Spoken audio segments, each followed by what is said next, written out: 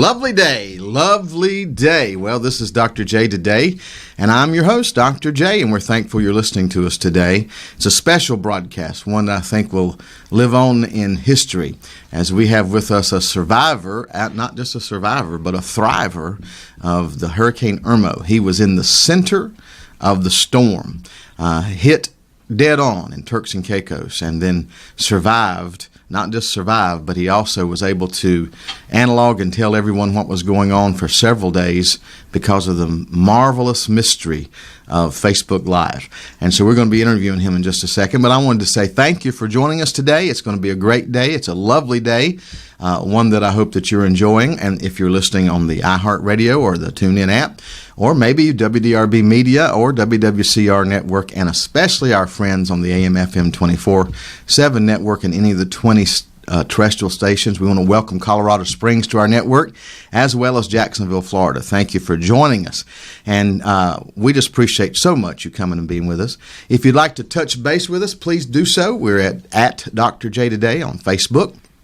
Or you can send us an email at maddenradio@gmail.com. That's MADN, stands for Making a Difference Network, our sponsor, maddenradio@gmail.com. Well, let's don't waste any more time on the monologue.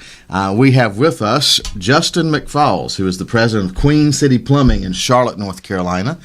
And we're not going to talk about plumbing today. We've got better things to talk about, more exciting. You're alive. Good to have you with us on the show. Yeah, thanks for having me. Tell our listeners and our viewers, Justin, your story. Tell us what happened and how you got stuck in Hurricane Irma. Well, me and my family, family of 8, 6 children and my wife, went on our family vacation that we've been planning for about a year and a half, down to the Beaches Resort in Turks and Caicos.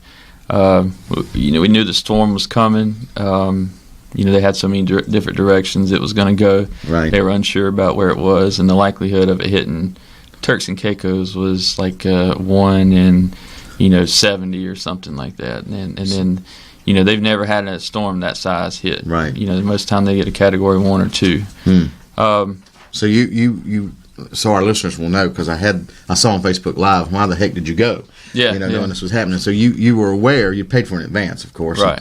And didn't know if they'd give a refund on that, I'm sure. Right. But more importantly, they gave you the prognostication that it was okay to come. Correct. Yeah. Okay, so when you got down there, they were expecting a Category 1 or 2, as we know, but it hit to a Category 5 and beyond, actually. Right, yeah. And then you were right in the middle when it hit, correct? Correct, yeah. Tell us that 175 mile an hour winds. So they still didn't know which way it was going. We were watching the news. Our family was following it. They were saying it was going north, and then one time they said it was going to go south and never even come close. We may get some winds of 20 miles an hour. Right. So we just carried on for our vacation, put our phones away. Tuesday morning we woke up, and we see them boarding up windows and doors and things like that on the beach and moving people off the beach and back behind the resort. And I told my wife, I said, they know something we don't know, so we need to start figuring things out, what's going on. So you didn't, because you're on vacation, right? I know you're the president of Queen City Plumbing, gets calls all the time, and thank you for taking time today. So you put your phones off, and you were just enjoying yourself. Right. And all of a sudden you see the preparation of something massive. Yeah.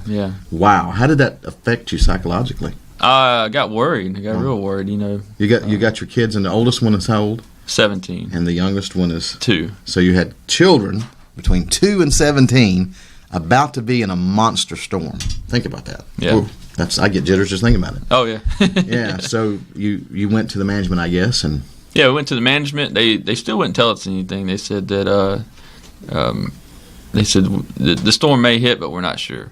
So we went back to our room. There was a note on our bed that said to attend a meeting on Wednesday at 11 o'clock. Okay. And at that time I said, they're going to tell us the storm's coming. Right. So we started looking for flights to get out of there.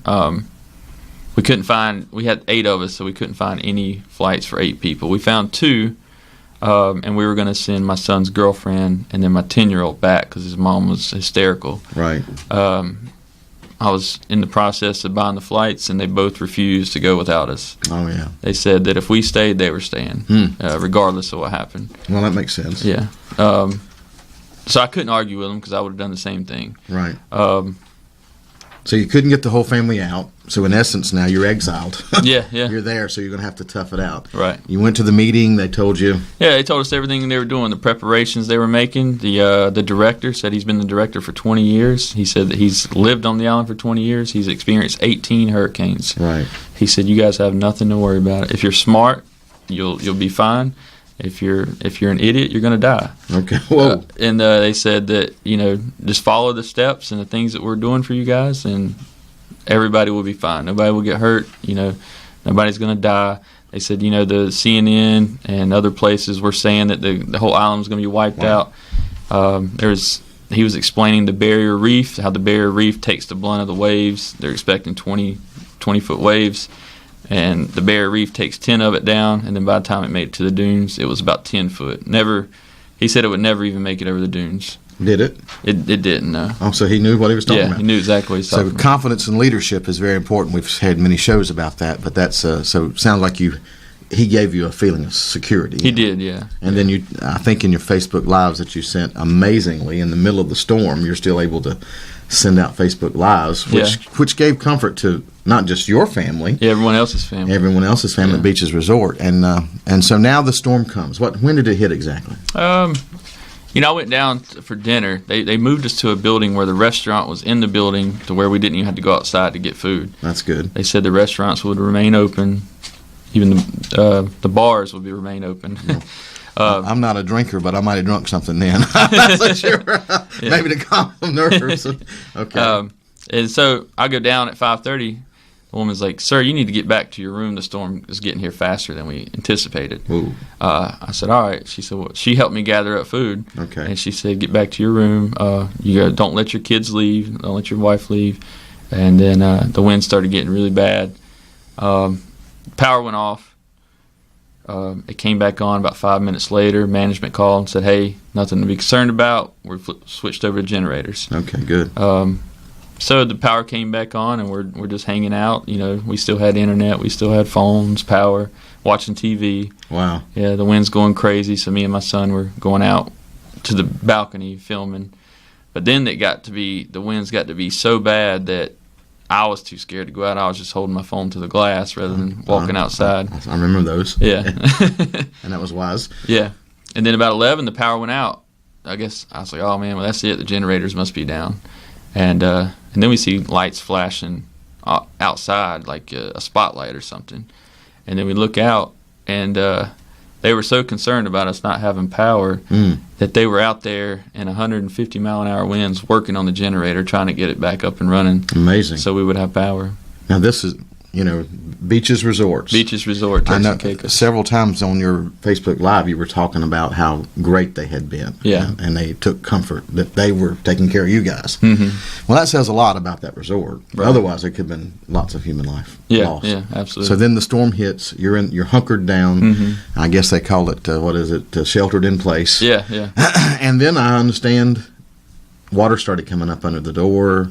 Water started coming up under the door, in the ceiling. It started pouring out to the ceiling, and we were on the third floor, and everybody's concerned about the roof being ripped off because the winds were so powerful that the doors were vibrating during the gust, and it almost like it was just going to blow through. So we put chairs and tables in front of the door, so if they did, it'd slow it down some. Right. And then I made my kids move to the inside of the bed, between the wall of the bathroom and the bed. Good. And the water started getting a little bit more, and my son had his flashlight with his phone and found an attic door in the bathroom. Oh. So I climbed up there just to make sure the roof was still on. There was no sections missing, and it was all intact. So then I was like, well, let's try to go to bed. And then at 1 o'clock we fell asleep. We all were laying together, piled up on 2 beds, all 8 of us. And then next day we woke up, and we wake up to a knock on the door. And it was the people going around asking if everybody's okay. And they said, hey, come downstairs. We got a hot breakfast waiting on you. Wow. So in the midst of a direct hit, his cell phone works at all times. It worked in the middle of a hurricane, works in the middle of an interview. What can we say? In the midst of a direct hit from a Category 5, 175-mile-hour winds, you were on an island that's probably, 60 miles wide, if that? Yeah, it's not even close to the size of Charlotte. Oh, man. And so no way to run, no way to hide, and you survived. And as I understand it, it direct hit, so lots of property damage. So lots of buildings, I guess, that weren't built to as good a standard as the Beaches Resort were lost. Right, yeah. But there was no casualties. No casualties on the entire island. Yeah. Well, there was a whole lot of people praying for you, I can tell you that. Yeah. And, as believers, we have the right to send forth angels. I sent all my angels to him, so to help down there, as others did. And so glad that you made it out. Now, let me ask you this. How did the kids feel? And here you got a 2-year-old and a 17-year-old, all between there. What was their response during the storm? Oh, a 17-year-old, he wasn't scared the least bit. Really? No, he wasn't. Me and him got a plan together that whatever happened, it was mine and his responsibility to make sure everyone was okay. That's good. And we had actually found a banquet room on the second floor in case the roof did come off that we would take everyone to. It didn't have doors, it didn't have windows, it was just in the middle of the building. Excellent. But it's a good thing that the roof didn't get ripped off because that room was flooded the next day. Oh, wow. Yeah. So they moved you. You were on the ground floor, weren't you? We were on the ground floor originally. And then they moved you to the top floor, which when I saw that, I thought, I don't know if that's a good idea or not. But then the flooding was something that I hadn't thought about. Well, one thing that people didn't notice is that, everything that they did, all the preparation they did was strategically thought out. And the direction that our glass was in, the wind was going this way, past it. Okay. They didn't have anyone facing the storm directly. Okay. They took everyone out of those rooms that were facing the storm directly, so we weren't getting the magnitude of the 175-mile-an-hour winds. Fantastic. Now, after the storm, you're sending Facebook Live and you're showing folks everybody's okay. Yeah. You were supposed to come home on Saturday. Right, yeah. What happened? Flights got canceled. We actually, our flights got canceled on Saturday, and then they were rebooked for Tuesday. So Sunday comes around, Sunday morning, and at this point we didn't have running water, no AC, and then the power generators had went out. So they had. Yeah, and I still had my phone, and Sunday I get an email that those flights were canceled, and then they rebooked us for Saturday, the following Saturday. So that would be 2 weeks that we were down there Without power, without running water. Yeah. On an island in the middle of the Caribbean. Yeah, 6 kids. With 6 kids. What an adventure. I think a book could be written about this, or at least a reality movie. And but you survived. And then how did you get the flight home on Tuesday? All of a sudden I saw on there you're coming home. Well, we booked a flight through Inter-Caribbean because Inter-Caribbean was coming in. Oh, and yeah? then I called a couple of the boat charters to see if they could get us to Jamaica because Jamaica didn't take any hit. Okay. And Jamaica wasn't very far from where we were. Right. I said, well, we can get on a boat and get to Jamaica and then get to Jamaica and find a flight home. Right. So I guess everyone else thought the same thing, so all the flights to Jamaica were booked. So we booked a flight to the Bahamas for Monday, and then from the Bahamas to Atlanta, and then we were going to drive home. So I think I spent like $3,000 on plane tickets just to attempt to get home. And then the next morning we wake up, the airlines called and said that the airport was still closed. They weren't allowing any flights in. Oh, wow. And then we were at dinner that night, and I overheard someone say they got flights through American. So as soon as I did, I called a friend of mine back in the United States. Right. I said, hey, get us on these flights, whatever you got to do. And she was able to get us on the Wednesday flights. The Wednesday flight out. Yeah. Because now the airport had been at one point closed because it had took a hit too. 17 feet of water. 17 feet of water. And so in 3 days that receded. Right.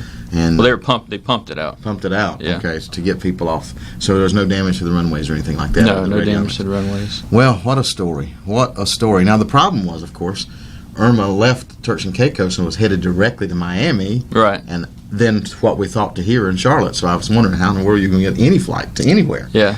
And then, of course, thank God you didn't go to Atlanta because that's where it hit. Right. You never know about these storms. See, I think the key word we're taking from the story is resilience, confidence under pressure, having, and most importantly, having a preparation plan. Mm-hmm. But sometimes you get stuck and you can't get out. What would you do? So let me ask you this. You run a very successful plumbing company called Queen City Plumbing here in Charlotte, North Carolina. You had dozens of workers. What about your business, was it still functioning? Yeah. They, I'd call, check in. They said, "Don't worry about anything. You worry about your family. We got everything under control." My brother, he's worked for me ever since I started the business, right. And he really stepped up and made sure everything went smooth, didn't have any hiccups, and he even worked Friday night, Saturday night, and I believe Sunday night, just to keep us going. And then they told me to not even worry about what's going on, just worry about your family, worry about getting home. So that's what I did. I didn't even check in after that. So the power of family and the power of good employees. Shout out to Beaches Resorts and Turks and Caicos for taking care of Justin and his family and all the others. How many hundreds were there? 300. 300 people at that resort. A shout out to your oldest son. Is it Caleb? Caleb. For being a man in the midst of a trial. And a shout out to your brother, Jerry, right? Yeah. For handling the business of Queen City Plumbing. We don't normally do this, but let's give a shout out to Queen City Plumbing. Tell us about your plumbing business and how, if anybody needs a plumbing need, 17 feet of water pumped out or whatever, you can take care of them. Tell us about that. Yeah, we do anything from minor faucet repairs to repairs at the high rises uptown. Okay. We're your one-stop shop for any plumbing that you need done. New or repair. Yeah. We do it all: commercial, residential, industrial. Fantastic. And you're right here in Charlotte. Mm-hmm. Do you reach out just to Charlotte, or is there surrounding areas, or if we have people in take Columbia? care of Concord, Kannapolis, okay. Mooresville. So how they get in touch with you? Justin McFall, survivor, thriver in Hurricane Irma, and a super successful entrepreneur, does a great job of plumbing. We've used him personally at our home. He's changed out faucets and put in hot water heaters for us. We highly recommend him. Queen City Plumbing, how do we get in touch with him? You can find us online at queencityplumbingcharlotte.com, or you can reach us by phone, 704-634-4466. Okay, say that one more time. queencityplumbingcharlotte.com. And then your phone number was 704-634-4466. 24 hours a day, 7 days a week, Queen City Plumbing. And if you need some advice on how to prepare for a hurricane, call Justin. Thanks for being with us. We appreciate your time. Thanks for having me. And God bless you. Well, we'll be right back after these messages. Don't go away. This is Dr. J Today saying thanks for being here.